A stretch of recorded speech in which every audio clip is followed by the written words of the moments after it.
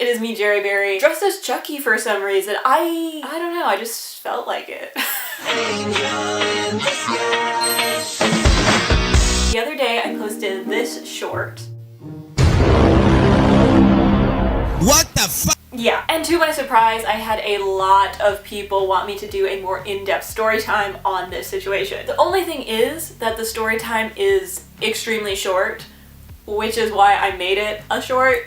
I was walking through my house at 2 a.m. the summer of 2020. I looked at my back door. There was a guy there. He immediately ran away when we locked eyes, and I never seen him again. I also have no idea who he is. But I actually have a similar story which is much more interesting. This is the story you really want to hear. This similar story happened to me 1 year prior in September of 2019. This time I was walking through my house at 3 a.m. I looked out my window and I noticed a taxi in my driveway. For context, I live in the middle of absolutely nowhere. The nearest town that could even have a taxi service would be at least like an hour round trip. So as you can imagine, I did not call this taxi and I was not expecting any visitors or anything like that. So at first I just assumed that it was just somebody very lost. But after a few minutes, the taxi had still not left. This situation actually happened on a Sunday night, so my parents were actually here with me. Thank God. Granted, I was in my 20s at this point, but this was still a situation that it felt like I needed an adult to intervene. So I went and woke my mom up. I told her a little rundown about the situation. She looked out the window, she seen the taxi, she surveyed the situation for all of about 10 seconds and decided to grab a flashlight and run out the door to go confront this guy.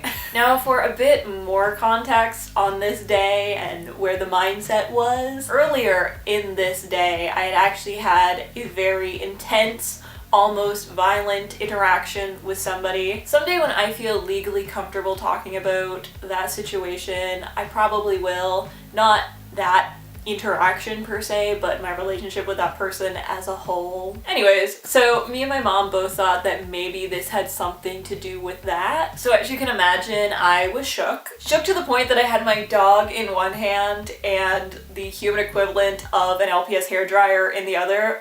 I'm trying not to get demonetized, I say as I'm dressed as Chucky.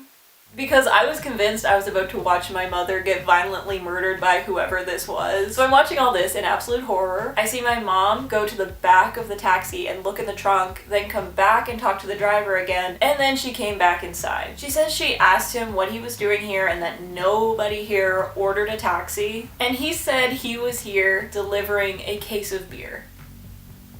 One, I don't even think it's legal for taxi drivers to deliver alcohol here. And two, even if it was, who the hell in my area is going to order beer through a taxi service that's going to be an hour round trip? That is going to be the most expensive beer ever. So my mom explained to him that nobody here ordered beer, nobody here drinks beer, nobody wants the beer, and he must obviously have the wrong place. But he was very adamant that this was the right place. Then he said, and I quote, "I know she's inside, just send her out so we can figure this out. I want to see her." Now at this rate, everybody involved is confused.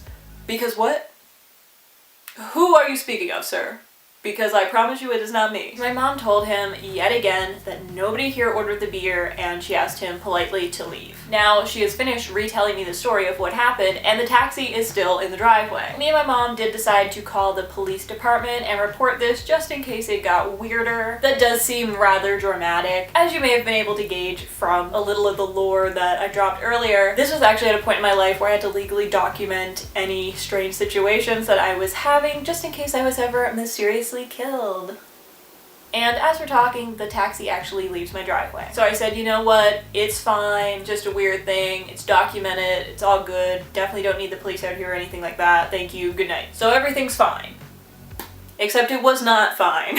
Because a few minutes later, he came back and was now on my lawn and flashing his headlights into my house. So we called the police back, tell them what's going on, and they said that they were gonna send somebody out to talk to us and also the guy, figure out what's going on, work the situation out, get it over with. After about 10 minutes of waiting, the taxi slowly gets off my lawn and does leave my driveway. We continue to wait for the police, and we wait, and to this very day, we are still waiting. They never showed up. At 7 a.m., my parents left, and at that rate, I was like, clearly nobody is coming, so I went to bed. Later that day, when I got up, I called the police station just for an update on the situation, if there was any, because hello? They said that the police that were going to be sent out to work the situation out had actually found him driving around in my area, and they ended up detaining him and taking him to the hospital where he was being held on a 72-hour psychiatric hold. And that is the end of the story. Kind of. It was about 10 months later, I was stopped at a stop sign, and a taxi pulled up behind me, and when I looked in the rearview mirror, it was the same taxi and the same guy. So clearly he had a happy ending. He got out of that psychiatric hold and got back to his job, and you know what? That's the best ending we could have hoped for. And that is the story that I feel like was a lot more entertaining than the one that you wanted. I hope you guys are having a great day. If you have any stories related to this or that kind of like sparked a memory for you, please comment them down below. I'd love to hear them. Thank you guys so much for watching, and I will see you super soon with another video. Bye! 'Cause I've been living life right like I could just die.